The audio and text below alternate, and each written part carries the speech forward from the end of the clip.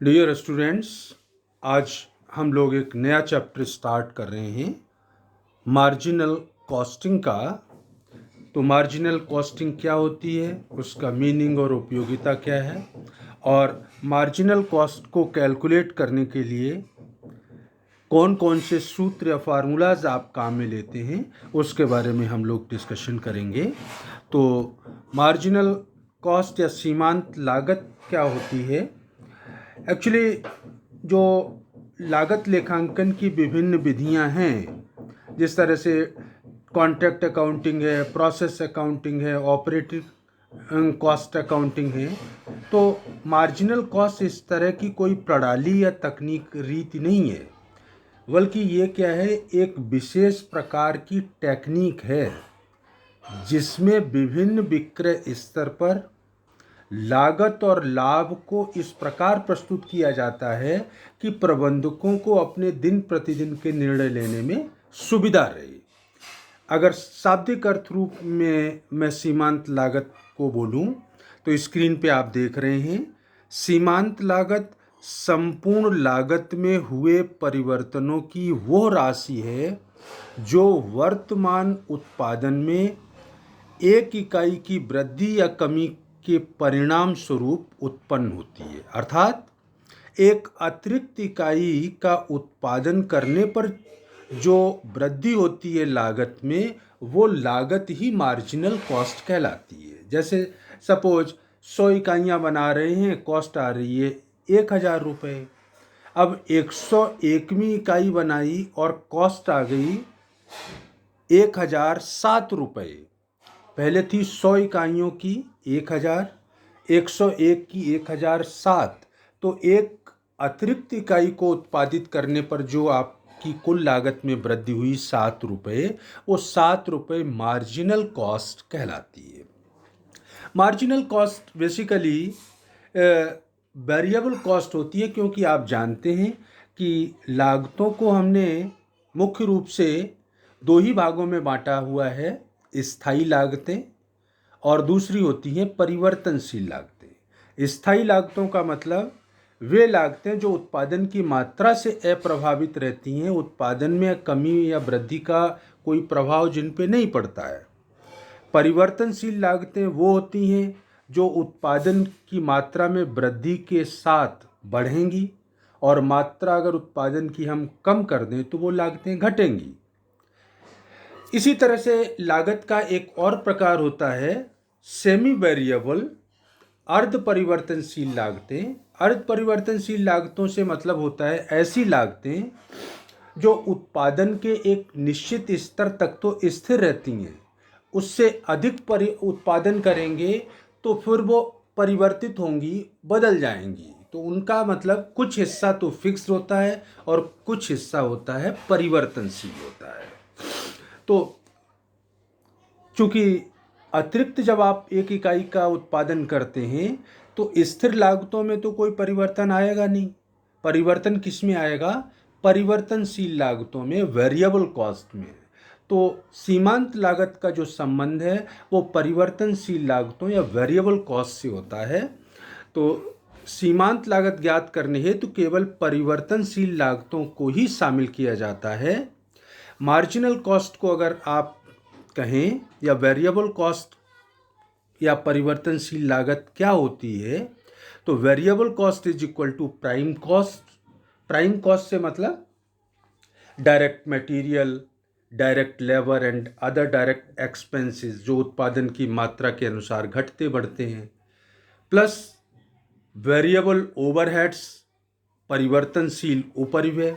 उपरिव्ययों को दो पार्ट में बांट दूंगा, स्थायी और परिवर्तनशील, तो variable overheads, and variable part of semi variable overheads, अर्ध परिवर्तनशील उपरिव्ययों का परिवर्तनशील भाग। कुल मिलाकर के जितनी भी परिवर्तनशील लागतें हैं उन सब का टोटल मार्जिनल कॉस्ट या वेरिएबल कॉस्ट कहलाता है। इस तकनीक द्वारा उत्पादन में वृद्धि या कमी करने पर लाभों पर जो प्रभाव होता है उसका मापन किया जा सकता है।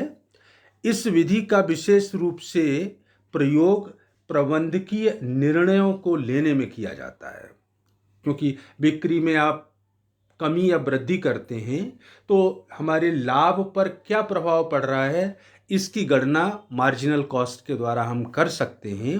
तो प्रबंधकों को बहुत सारे निर्णय लेने होते हैं, कौन सा उत्पाद सर्वाधिक लाभ देने वाला है, या विक्रय मूल्य में कमी करने पर लाभ पर उसका क्या प्रभाव पड़ेगा, विक्रय मात्रा या प्रोडक्ट मिक्स में परिवर्तन करें तो उसका प्रॉफिट पे क्या प्रभाव पड़ता है, अगर संयंत्र का हम विस्तार करते हैं तो लागत, लाभ और विक्रय पर क्या प्रभाव पड़ता है।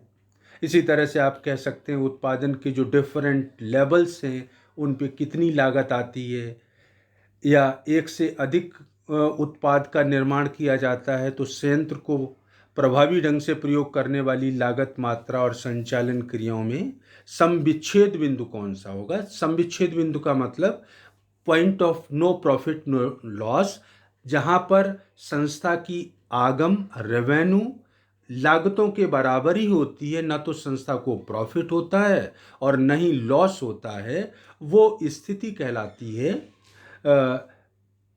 समविच्छेद बिंदु, लाभालाभ की स्थिति, ब्रेक इवन पॉइंट जिसको आप बोलते हैं। तो प्रबंधकीय निर्णयों के काम में आती है ये टेक्निक। सीमांत लागत है तो चूंकि जैसा मैंने बताया कि prime cost plus variable overheads को तो हम जोड़ ही लेंगे। सेमी वेरिएबल ओवरहेड्स जो होते हैं उनका कुछ हिस्सा स्थायी होता है और कुछ हिस्सा उसमें परिवर्तनशील होता है। तो अगर सेमी वेरिएबल ओवरहेड हैं तो उनकी लागतों को किस तरह से हम विभाजित करेंगे, परिवर्तनशील लागतें कितनी हैं उसमें कैसे ज्ञात करेंगे, उसके लिए पहले 2 पॉइंट देख लीजिएगा। उत्पादन के 2 स्तरों के आधार पर परिवर्तनशील लागत ज्ञात करना। उत्पादन के 2 लेवल हैं और उन लेवलों के आधार पर जो टोटल कॉस्ट आती है उस बेस पर हम वेरिएबल कॉस्ट पर यूनिट निकाल सकते हैं। वेरिएबल कॉस्ट पर यूनिट कैसे निकालेंगे? Change in total cost upon change in output. जैसे 2000 इकाइयों की अर्ध परिवर्तनशील लागत सपोज 15,000 है और 3,000 की हो गई 20,000, तो चेंज इन कॉस्ट कितनी हो गई? 15 से बढ़ के 20, 5,000। चेंज इन यूनिट्स कितना हुआ? 2000 से 3,000, 1,000। तो 5,000 कॉस्ट में परिवर्तन आया है, इकाइयों में 1,000, इसका मतलब 5,000 बटे 1,000 बराबर कितना आ गया? 5 रुपये। वेरिएबल कॉस्ट पर यूनिट कितनी होगी? 5। अब आपने 2000 पे टोटल कॉस्ट मुझे बताई है 15,000, तो 2000 इंटू 5 करूँगा मीन्स 10,000 तो वेरिएबल कॉस्ट है और 5,000 उसकी मानी जाएगी फिक्स्ड कॉस्ट। तो उत्पादन के 2 स्तरों के आधार पर इस तरह से हम परिवर्तनशील लागत ज्ञात कर लेंगे। उत्पादन के 2 स्तरों के आधार पर वेरिएबल कॉस्ट का विक्रय मूल्य से अनुपात ज्ञात करके भी वेरिएबल कॉस्ट हम ज्ञात कर सकते हैं। तो फार्मूला क्या रहेगा? Variable cost to sales ratio is equal to change in total sales in rupees, बिक्री में कितना परिवर्तन आया है रुपयों में, और change in sales in rupees, कुल बिक्री में change in total cost in rupees, लागत में रुपयों में कुल कितना परिवर्तन आया और बिक्री में कुल कितना परिवर्तन आया है। जैसे देखिए एग्जाम्पल के तौर पे 20,000 का विक्रय करने पर अर्ध परिवर्तनशील लागतें 15,000 हैं और 30,000 का करते हैं तो 20,000 हो जाती हैं। तो चेंज इन कॉस्ट कितनी हुई? 20,000 पे 15,000 है, बिक्री 20,000 की है तो अर्ध परिवर्तनशील लागत 15,000, और बिक्री अगर 30,000 की करते हैं तो सेमी वेरिएबल कॉस्ट हो जाती है 20,000 की। तो चेंज इन टोटल कॉस्ट कितना हुआ? 15 से 20 हो गया, मतलब 5,000 की वृद्धि हुई है। और चेंज इन सेल्स पहले 20,000 की बिक्री थी, बाद में 30,000 की हो गई, मतलब 10,000 की। तो 5,000, 20 में से 5 घटाया, 15 घटाया तो 5,000 बटे 10,000 इंटू 100 कर दिया, परसेंटेज आ गया कितना, 50%। इसका मतलब वेरिएबल कॉस्ट पर यूनिट कितना है, 50% ऑफ सेल्स प्राइस। तो अब आपने जितनी भी इकाइयाँ उत्पादित की होंगी, 10 रुपये जैसे अगर सेल्स प्राइस है, 50% उसका 5 रुपये हो गया।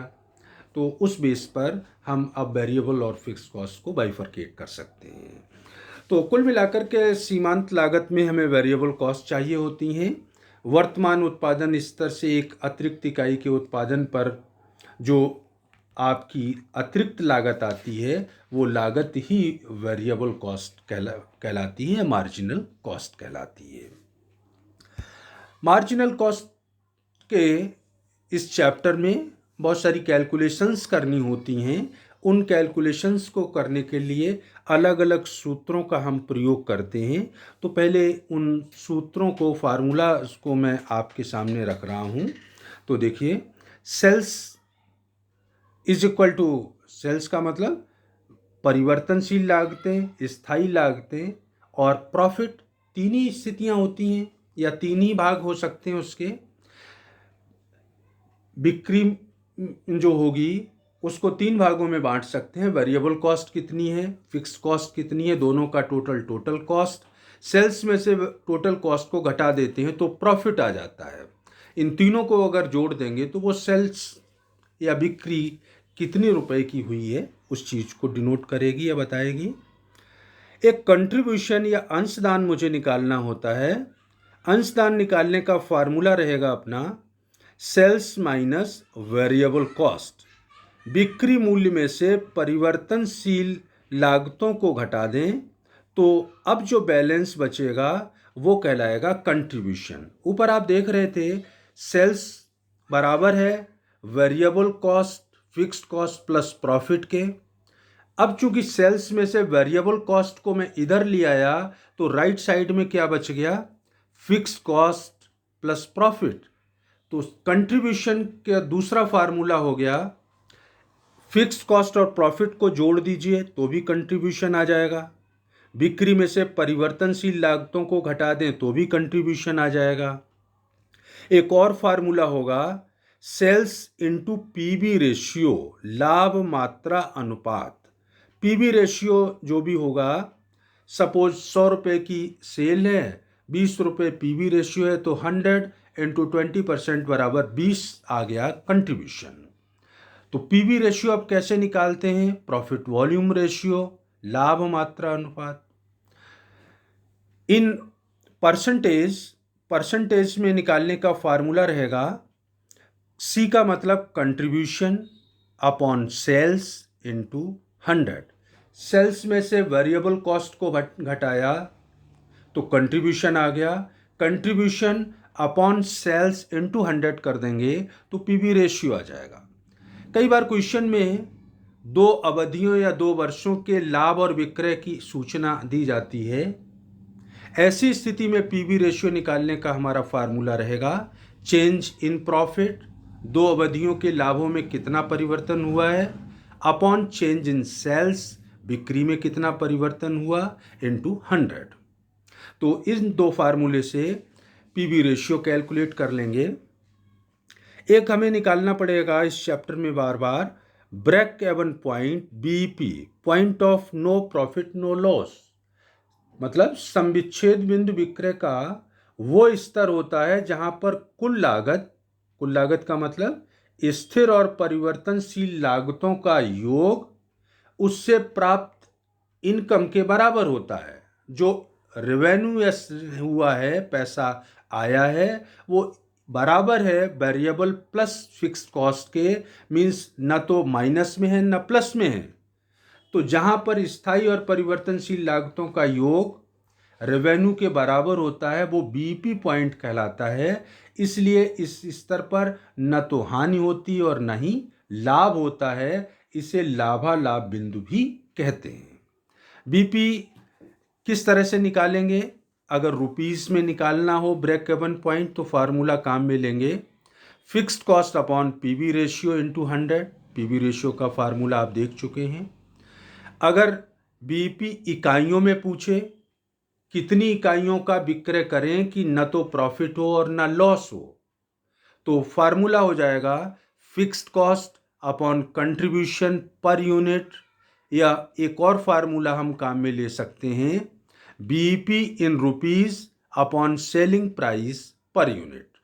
तो सम विच्छेद बिंदु आपसे क्वेश्चन में दो तरह से पूछा जा सकता है, कितने रुपए की बिक्री करें कि न तो प्रॉफिट हो और न लॉस हो, तब तो फार्मूला काम में लेंगे fixed cost upon PV ratio वाला। कितनी इकाइयों का विक्रय करें कि न तो प्रॉफिट हो और न ही लॉस हो, तो fixed cost upon contribution per unit का फार्मूला लेंगे।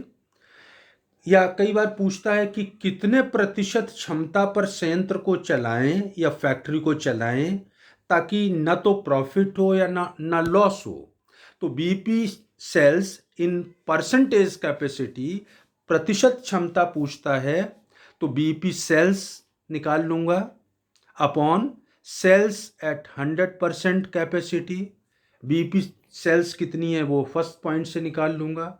100% क्षमता पर अगर सेल करें तो कितनी सेल होगी उसका भाग लगाऊंगा और 100 से मल्टीप्लाई कर दूंगा, तो आ जाएगा कि कितनी प्रतिशत क्षमता पर काम करने से लाभालाभ की स्थिति बनती है, नो प्रॉफिट नो लॉस की स्थिति बनती है। तो इस तरह से इस स्क्रीन पर आपने देखा कंट्रीब्यूशन कैसे निकालेंगे, पीवी रेशियो कैसे निकालेंगे, ब्रेक इवन पॉइंट एनालिसिस किस तरह से हम करते हैं। इसी तरह से अब मार्जिन ऑफ सेफ्टी, सुरक्षा सीमा। सुरक्षा सीमा का मतलब ब्रेक इवन पॉइंट से जितना अधिक आप विक्रय करेंगे वो आपकी सुरक्षा है। 100 रुपये अगर ब्रेक इवन पॉइंट है, 100 रुपये से कम की बिक्री करेंगे तो लॉस होगा, और 100 रुपये से ज़्यादा बिक्री करेंगे तो वो प्रॉफिट होगा, आपको वहाँ पे प्रॉफिटेबिलिटी बढ़ेगी। अगर आप 120 रुपये की बिक्री कर रहे हैं, 100 रुपये पर नो प्रॉफिट नो लॉस है, 20 रुपये आपने उससे भी ज़्यादा बिक्री कर दी, तो वो आपकी मार्जिन ऑफ सेफ्टी है, सुरक्षा सीमा है 20 रुपये की, कि अगर आप बिक्री 20 रुपये कम भी करेंगे तो आपको लॉस नहीं होगा। तो मार्जिन ऑफ सेफ्टी किस तरह से निकालेंगे, वर्तमान बिक्री बीपी सेल्स से कितना अधिक है। अभी बीपी का जैसे मैंने एग्जाम्पल दिया 100 रुपये है, वर्तमान सेल 120 है, तो वर्तमान बिक्री ब्रेक इवन पॉइंट की सेल्स से कितना ज़्यादा है, वो मार्जिन ऑफ सेफ्टी है। मार्जिन ऑफ सेफ्टी अगर आपसे इकाइयों में पूछे कोई, तो वास्तविक इकाइयाँ एक्चुअल सेल्स इन यूनिट्स माइनस कीजिए break even sales in units.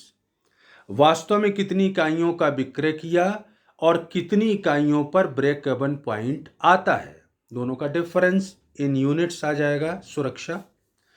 Margin of safety MS in rupees, तो प्रेजेंट सेल 120, बीईपी सेल 100 रुपये, इसका मतलब मार्जिन ऑफ सेफ्टी हो गया 20 रुपये। कई बार क्वेश्चन में प्रॉफिट दिया होता है, तो प्रॉफिट के बेस पे भी हम, प्रॉफिट तो तभी होगा जब ब्रेक इवन से ज़्यादा सेल कर रहे होंगे आप, तो प्रॉफिट के बेस पे मार्जिन ऑफ सेफ्टी अगर निकालना हो तो हम फार्मूला काम में लेते हैं profit upon PV ratio. Margin of safety अगर प्रतिशत में निकालनी हो, कितने प्रतिशत सुरक्षा है, तो present sale minus break even sale 120 वर्तमान सेल है, बीपी सेल 100 है, प्रेजेंट सेल 120 है इंटू 100, इसका मतलब 20 रुपये आ जाएगा। या दूसरा तरीका उसका हो सकता है प्रॉफिट अपॉन कंट्रीब्यूशन इंटू 100। तो इस तरह से margin of safety in rupees, in units and in percentage, आप जैसी भी सिचुएशन क्वेश्चन में होगी उस तरह का सूत्र प्रयोग में लेकर के कैलकुलेट कर लेंगे। Sales volume for desired profit और टारगेटेड इनकम, निर्धारित लक्ष्य या निर्धारित लाभ अर्जित करने के लिए कितनी बिक्री की जानी चाहिए। मैं 10,000 रुपये लाभ अर्जित करना चाहता हूं, तो 10,000 रुपये के डिजायर्ड प्रॉफिट के लिए मुझे कितने रुपए का विक्रय करना चाहिए, रुपीज़ में या इकाइयों में, वो अगर आपसे कोई पूछे तो आप किस तरह से निकालेंगे? तो इन अमाउंट अगर आपसे कोई पूछता है तो फार्मूला अपना रहेगा fixed cost plus desired profit upon PV ratio, और इकाइयों में पूछता है तो fixed cost plus desired profit, suppose जैसे मैंने बोला 10,000, भाग लगा दूंगा कंट्रीब्यूशन पर यूनिट का। तो एक निश्चित लाभ अर्जित करने के लिए कितने विक्रय की आवश्यकता है, इकाइयों में या रुपए में? तो fix cost plus desired profit, rupees में आप पूछेंगे तो पीवी रेशियो का भाग लगाऊंगा, और इकाइयों में पूछेंगे तो कंट्रीब्यूशन पर यूनिट का। इसी तरह से एक निश्चित बीपी के लिए प्रति इकाई विक्रय मूल्य की गणना, 10,000 इकाइयों पर या 10,000 इकाइयों पर मैं ब्रेक इवन पॉइंट चाहता हूं, तो विक्रय मूल्य कितना होना चाहिए, फिक्स कर दिया मैंने, मुझे इतनी इकाइयों के विक्रय पर ब्रेक इवन पॉइंट चाहिए। तो अब सेल्स प्राइस किस तरह से निर्धारित किया जाए? तो सेलिंग प्राइस पर यूनिट का फिर फार्मूला होगा अपना फिक्स्ड कॉस्ट अपॉन बीईपी इन यूनिट्स, जितनी इकाइयों पर आप चाहते हैं, प्लस कीजिएगा variable cost per unit. Fixed cost को जितनी इकाइयों पर आप ब्रेक इवन पॉइंट चाहते हैं उतनी इकाइयों का भाग लगाइए, प्लस कीजिएगा प्रति इकाई परिवर्तनशील लागत, दोनों का जो टोटल होगा वो कहलाएगा selling price per unit. Note नीचे देख रहे हैं, बीईपी इन यूनिट्स में उन इकाइयों की संख्या लिखते हैं जिन पर हम बीईपी प्राप्त करना चाहते हैं। 10,000 इकाइयों पर मैं बी ब्रेक इवन पॉइंट चाहता हूं, तो fix cost upon 10,000 plus variable cost per unit.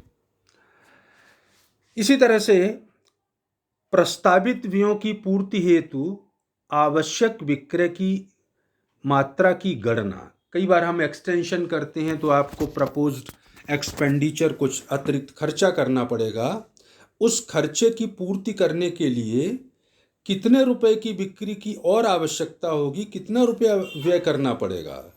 तो अगर आपसे प्रश्न में पूछता है रुपीस में, तो फार्मूला अपना होगा proposed expenditure upon PV ratio, और इकाइयों में पूछता है तो proposed expenditure upon contribution per unit. इसी तरह से विक्रय मूल्य में कमी को पूरा करने के लिए आवश्यक विक्रय मात्रा की गणना।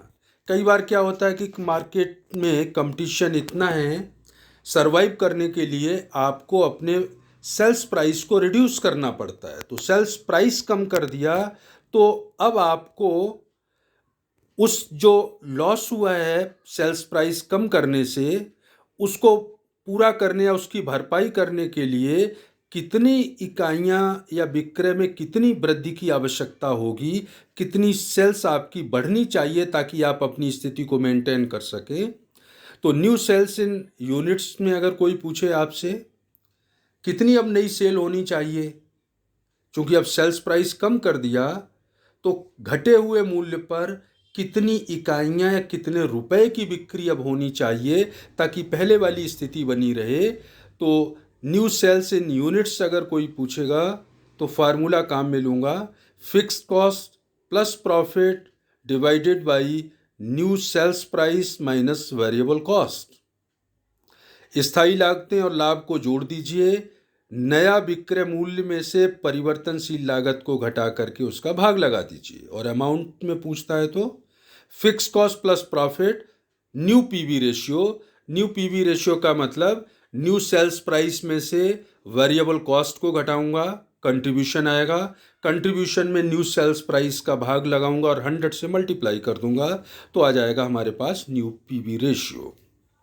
प्रॉफिट, अगर कई बार क्वेश्चन में सिचुएशन इस तरह की होती है कि प्रॉफिट आपसे डायरेक्ट पूछता है, तो सेल्स में पीवी रेशियो का गुणा करूंगा और जो अमाउंट आएगी उसमें से फिक्स्ड कॉस्ट, चूँकि सेल्स में पीवी रेशियो का गुणा करते हैं तो क्या आता है कंट्रीब्यूशन, कंट्रीब्यूशन में से फिक्स्ड कॉस्ट को घटा दूंगा तो बैलेंस जो बचेगा वो प्रॉफिट हो जाएगा। और अगर प्रॉफिट वो फिक्स कॉस्ट निकालनी हो तो sales into PV ratio contribution आ गया, और कंट्रीब्यूशन में से प्रॉफिट को घटा दिया तो फिक्स कॉस्ट आ गया, क्योंकि हम पहले देख चुके हैं कंट्रीब्यूशन का एक फार्मूला था C is equal to fix cost plus profit. इसका मतलब प्रॉफिट निकालना होगा तो C माइनस फिक्स कॉस्ट निकालना होगा तो कंट्रीब्यूशन माइनस प्रॉफिट। जब पीवी रेशियो समान रखते हुए विक्रय मूल्य निर्धारित करना हो, पीवी रेशियो तो समान रखना है, विक्रय मूल्य निर्धारित करना है, तो यदि वेरिएबल कॉस्ट में वृद्धि होने के बाद भी पहले के अनुसार ही पीवी रेशियो रखना है तो नया सेल्स प्राइस फिर निर्धारित करना पड़ेगा। वेरिएबल कॉस्ट में कमी वृद्धि हो गई लेकिन पीवी रेशियो आप वही रखना चाहते हैं, तो न्यू सेलिंग प्राइस किस तरह से फिक्स किया जाएगा? New variable cost per unit upon old variable cost to sales ratio. New variable cost per unit कितनी है?